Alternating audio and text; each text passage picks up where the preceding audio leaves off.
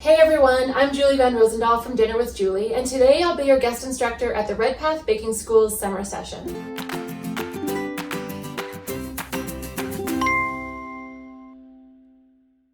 Today I'm going to make a pandowdy. You may have heard of them, but if you're not familiar with what a pandowdy actually is, it's like a fruit cobbler with strips of pastry instead of dumplings or biscuits on top.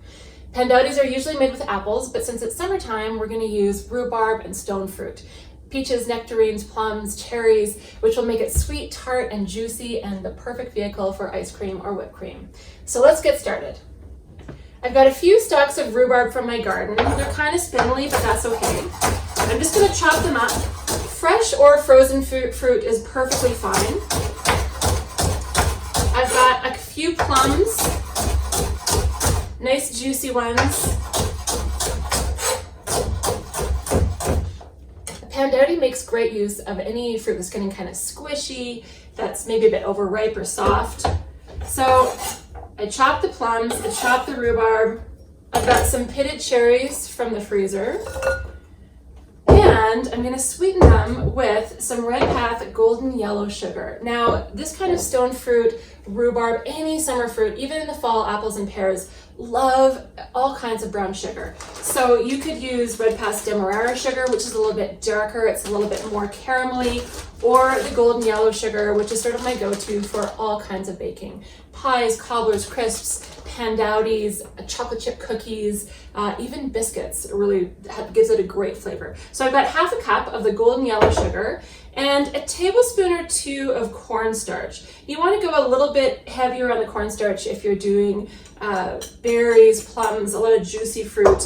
But if you have, say, Saskatoons, more rhubarb, you won't need quite as much because that fruit isn't quite as juicy. So I like to stir the cornstarch into the sugar just to get rid of any lumps of cornstarch. And then toss it with the fruit. So I often keep bags of chopped fruit just in the freezer. You know, if it's getting overripe, chop it up, throw it in the freezer, and you can take it straight from the freezer to your mixing bowl. You don't have to thaw it first. If it thaws, it'll start to release its juices and it can be difficult to work with. So keep it frozen until you're ready to use it. Pour it into your baking dish. Any kind of baking dish works. A pie plate, a cake pan, any shallow baking dish. Now for the top, you can use a batch of homemade pastry. You just need pastry for a single crust pie, or you can use frozen puff pastry, which is so easy and it's so satisfying to work with. So this is half a package. It's been thawed, and all you need to do is roll it out and cut it into strips or tear it into pieces. This is a great project to do with kids too. The great thing about a pandowdy is that it doesn't need to be perfect. It's almost like an upside down galette. A galette is a free-form pie that you do on a baking sheet, or you could do it in a pie plate if you want more support on the sides.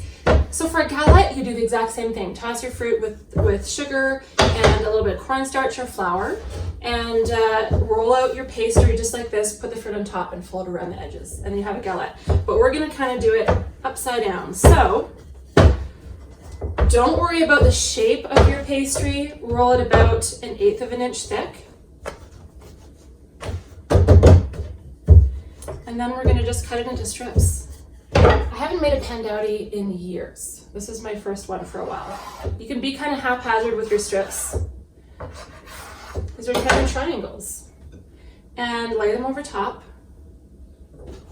So when you're making a pie, you want there to be some holes, some slits cut at the top to let the steam escape. So a pandowdy kind of naturally allows for those holes to allow the steam from the fruit to escape as it cooks.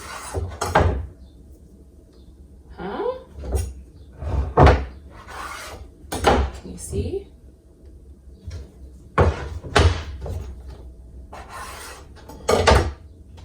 that's okay. If you have any scraps, you just sprinkle them with cinnamon sugar and bake them, right? Those are the cook's snacks. Ta-da! Huh? Now, if you want it a bit glossy on top, you just brush it with a bit of beaten egg or a little bit of cream. And you can sprinkle it with sugar again after you brush it if you like, but this egg will just give it a nice glossy crust. So beat it a little bit. If you want to add a little bit of water, you can do that for an egg wash. I usually just beat the egg and brush it over top. I buttered the baking dish, but you don't really have to. It kind of helps the pastry release from the edge, but if you forget, it's not a big deal.